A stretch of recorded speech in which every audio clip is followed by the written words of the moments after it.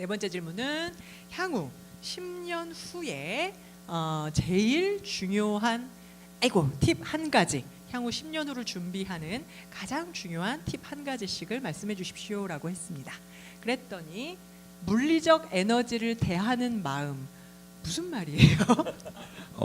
아니 제가 감동받는 거 포인트, 아니 뭔가 이렇게 좀 아까 트렌드 리터러시라고 그랬잖아요. 그 뭔가 트렌드를 알고 이해하는 능력인데 결국은 리터러시도 보면 이게 계속 그 더 좋은 많은 걸 만족하기 위해서 이게 더 뭐 다음 단계는 뭘까 막 이렇게 하는데 저희가 이제 그 트렌드 모든 게 다 지금 물건에 관한 얘기잖아요. 물건들의 답이 뭘까 보면 이렇게 좀 그 에너지 흐름이 저번에 그 안지용 대표 때 답은 내가 뭐 작동되는 거 막 이런 걸 보는 메커니즘 무슨 문제인지 모르겠는데 거기서 그런 답을 했었는데 무슨 문제였지? 하여튼 했는데 이게 그 유튜브를 다시 찾아보세요. 그렇죠. 네. M2M2ORG. 그 결국은 우리 지금 애들이 그 에너지를 잘 모르더라고. 그러니까 이게 왜 110 존댓말 쓰시라고요. 네. 에너지가 왜 110인지 220인지 그런 것도 잘 모르더라고요. 근데 이제 그런 것들이 이게 나중에 걔네들이 그걸 알았으면 좋겠다는 마음도 있고 또 제가 또 이렇게 좀 또 지내 보니까 에너지하고 시간 어떤 변이 이런 것들이 딱 이렇게 표현이 되는 거에 제가 막 이게 감동을 막 많이 받아요. 그래서 조조 그것도 보니까 사람이 막 이렇게 날아가는데 그게 그 유럽의 명화들이 다 그 포지션이 다 이렇게 또 어떤 에너지의 어떤 그 순간을 포착한 거더라고요. 그런 모먼트들을. 그래서 좀 그런 거에 좀 이렇게 막 패드 이런 거는 막 변하는 거고 트렌드가 좀 잘 이렇게 쭉 나가기 위해서는 저런 게 필요하지 않나. 예. 그렇게 생각합니다. 됩니다. 물리적 에너지를 대하는 마음에 대해서. 자, The End of Privacy, 이거는 제가 대답을 했는데요. 요즘에 이제 워낙에 뭐 AI니 아니면 뭐 데이터 인텔리전스, DI니 뭐 이런 말씀들 되게 많이 하시는데 사실 이 얘기는 2015년인 것 같아요. 사이언스지에 실렸던 글의 제목입니다. 요거였는데요. The End of Privacy라고 해서 뭐 굉장히 유명한 컬럼이 됐어요. 결국은 프라이버시는 없어지는 세상이 올 것이다라는 거죠. 이미 우리는 빅데이터 세상 속에서 살면서 사실 그거 아시잖아요. 우리가 정보를 주면 줄수록 사실 우리한테 엄청난 혜택으로 돌아옵니다. 왜냐하면 저를 이해하고 저의 맞춤화된 무언가를 제공을 해주려고 하기 때문에. 그런데 사람들은 아직도 내 개인정보 어디에 활용되는 거 아니야? 뭐 특히 생체 정보까지 가게 되면 이거는 사실 원격 진료나 이런 모든 게 다 가능해지는 것에도 불구하고 굉장히 많은 이제 다른 문제들이 얽히고 설켜 있어서 가능하지 않은 거죠. 그래서 저는 이 그림도 되게 좋았거든요. 지금 다 이렇게 핸드폰 뭐 다 빠져나가고 있는 거예요. 걸어가고 있는 동안에 실제로 MIT 연구랩에서 조사를 했대요. 그 어떤 미국의 쇼핑몰에 그 신용카드 데이터를 30만 개인가를 다 데이터를 분석을 했더니 사람들에 대한 정보 대부분을 알 수 있었대요. 그거를 다 연구를 했던 이 사람이 어떤 집에 살고 어떤 가족 관계에 어떤 소유 생활을 갖고 있고 소득 수준은 어떻고가 다 나온다고 합니다. 그런 상황 속에서 사실은 우리가 계속 지금 이 딜레마 속에서 계속 내가 어디까지 내 정보를 줘야 되는 거야? 이러면 안 되는 거 아니야? 보안이 언젠가 이거는 없어질 거다. 프라이버시는 어차피 없고 대신 그걸 주고 나에게 더 맞는 정보를 받는 날이 오지 않을까. 10년 후에는 그렇지 않을까. 그 고민도 그렇게 끝나지 않을까라는 생각을 한번 해봤고요.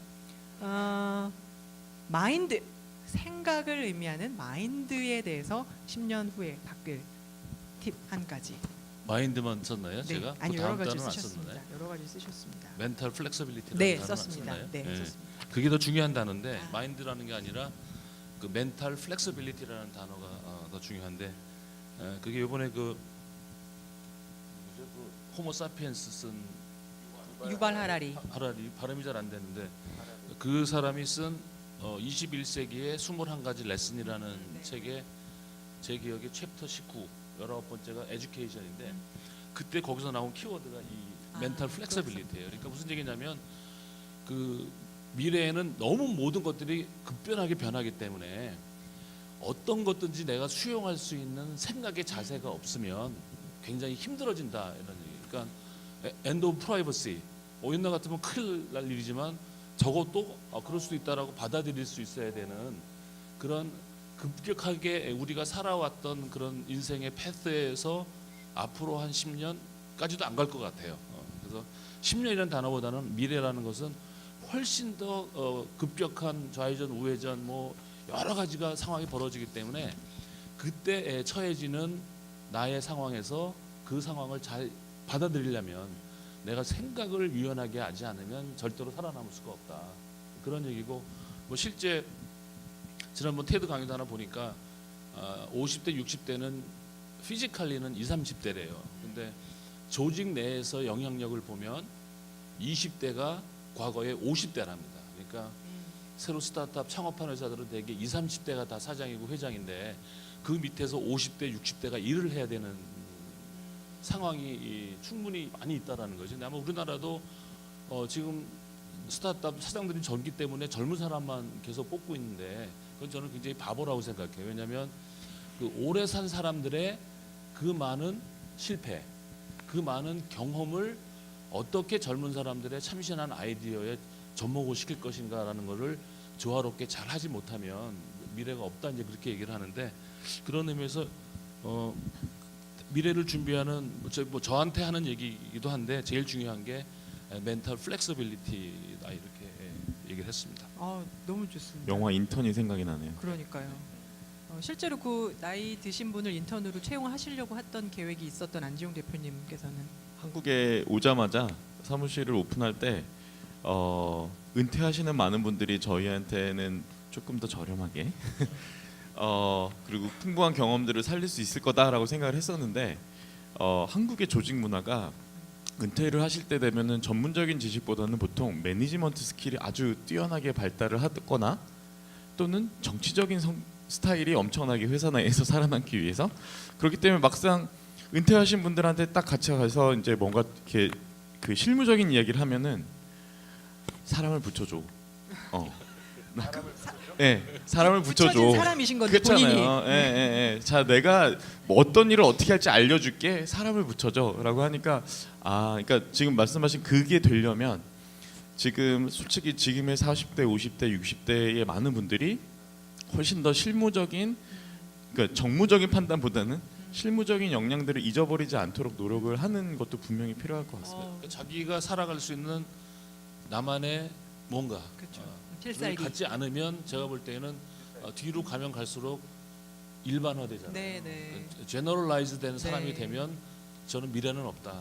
그러니까 그 어떻게든지 간에 자기 뭐 하나는 확실하게 가지고 나이를 들고 그리고 은퇴를 해야 어디든지 또 갈 수 있는 기회도 생기는데 대부분의 이제 그 제가 이렇게 기업 교육을 가보면 뭐 얘기하는 게 뭐냐면 그 회사에 들어갈 때 대기업에 들어갈 때 실력이 제일 좋아요. 그러고선 점점 실력이 이렇게 떨어지죠. 그래서 한 부장쯤 됐을 때는 거의 이제는 이대로 있다가 나갈 거냐 아니면 승진할 거냐. 승진 쉽지 않죠. 이게 계속 발전시키지 않으면. 그래서 뭐 교수들도 마찬가지로 처음 교수 될 때 실력이 제일 좋고 점점 이렇게 낮아져서 교수를 믿으면 안 된다 그 얘기를 제가 맨날 하거든요. 근데 어쨌든지 간에 자기만의 스킬을 가져가지 않으면 안 되는데 우리나라 같은 경우는 조직에 계신 분들은 그런 기회가 굉장히 많잖아요. 그럼 그런 기회에서 자기를 발전시킬 수 있는 그 뭔가를 시스템을 만들어서 그걸 계속 하셔야 되는데 그걸 잘 안 하시더라고요. 그러니까 어느 시점이 딱 지나고 나서는 이제 포기죠. 그냥 있는 이 상태로 그냥 계속 가서 뻔히 보이는 미래를 향해서 그냥 서서히 가라앉는 길을 많이 가는데 지금이라도 그런 상태가 보였을 때는 급격한 반전을 하는 노력이 좀 필요하지 않을까 이렇게 생각합니다. 네, 오히려 토론 속에서 굉장히 좋은 답이 나온 것 같고요. 아까 대답한 거로 가름하실까요? 아닙니다. 가치관. 영상을 보여드릴까요? 이 영상을 이것도 아까 뭐 이한 교수님 강연 속에서 나왔던 건데 이 영상을 보시고 오랜만이네라고 생각하시는 분들은 연식이 있는 거죠. 이게 1981년에 미국에서 나이트 라이더라고 우리나라에서는 아마 그 이후에 이제 전격 체포 작전이라고 해가지고 나왔던 건데요. 사실 지금 보면은 뭐 이제 이영 교수님 뭐 이제 그림도 다 현실화 됐다라고 하지만 사실 이거는 뭐 여기 뭐 아이폰 같은 걸 차고 히트한테 히트 도와줘 막 그러면 막 자동차 알아서 뛰어오고 막 이런 상황이 벌어지거든요. 저끼리 히트를 부르는 거죠. 그러면 이제 자동차가 막 그 당시에는 이제 신기했던 기술인데 지금 보면은 뭐 이걸 보고 신기하다고 하는 사람은 아예 없을 만큼 그리고 저건 거의 막 요물에 가까운 막 안에 있는 사람들은 막 너무 놀라는데 지금은 이제 놀라지 않는데 제가 이제 답을 가치관이라고 이거를 얘기한 이유는 이 기술이 지금 눈앞에 와 있고 현재 상용화가 되는 거를 다들 알고 계실 거예요. 맨날 TV에서 나오니까요. 근데 더욱더 2009년에 독일에서 만든 법이 하나 있어요. 그러니까 자율주행 자동차에 관리하는 법이 나왔는데 자율주행 자동차 법률 가이드라인이 나왔는데 우리나라 아직 없는 걸로 알고 있습니다.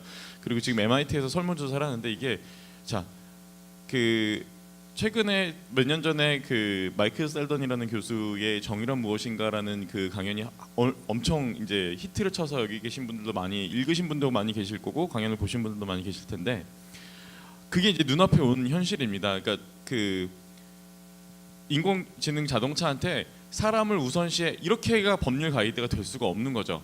왜냐하면 행동을 지금 이제 횡단보도를 제대로 걷고 있는 사람이 있어요. 그리고 저기는 어기고 있는 사람이 다수가 있어요. 그러면 자동차는 지금 누군가를 칠 수밖에 없는 상황 속에서 누구를 쳐야 될까요? 법규를 지키고 있는 한 사람 또는 법규를 무시하는 다수.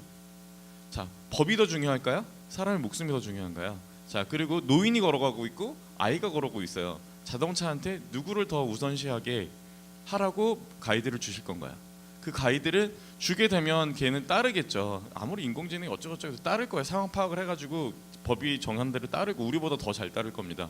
근데 이렇게 생각하고 이제 MIT에 설문조사를 했는데 그게 국가별로 큰 편차가 있다는 거죠.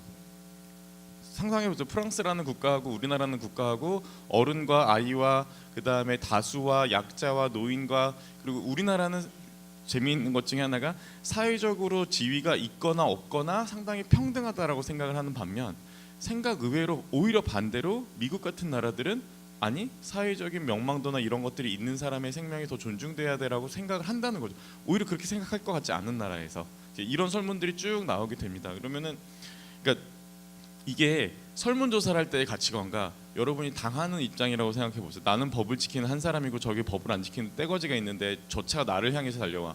저 차 또는 차에 다수가 타고 있고 걸어가는 한 사람을 위해서 차에 다수가 피해서 죽어야 되느냐. 이런 문제들이 실제로 눈앞에 와서 그걸 결정해야 되는 순간들이 오는 거죠. 근데 사실 아까 트렌드를 세팅하고 기타 등등 이야기를 하셨는데 늘 트렌드를 저희는 이제 디자인을 하면서도 고민을 하는 게 힘없는 소수에 대한 배려를 얼마큼 어디까지 디자인을 해서 이제 최근은 아니고 예전에 그 연배가 높으신 건축가 분이 저한테 그 장애인을 위한 램프나 기타 등등은 건축계의 재앙이다.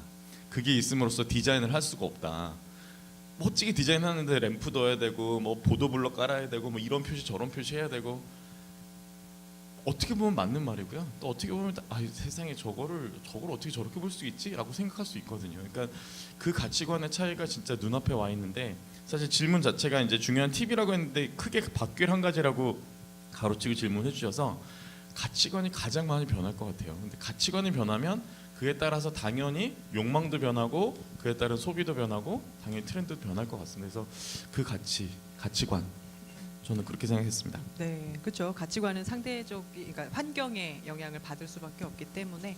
네, 근데 그 건축가분은 되게 잘못 생각하시네요. 예. 아니 장애인들을 위한 당연한 필수 시설을 그렇게 보시면 안 되죠.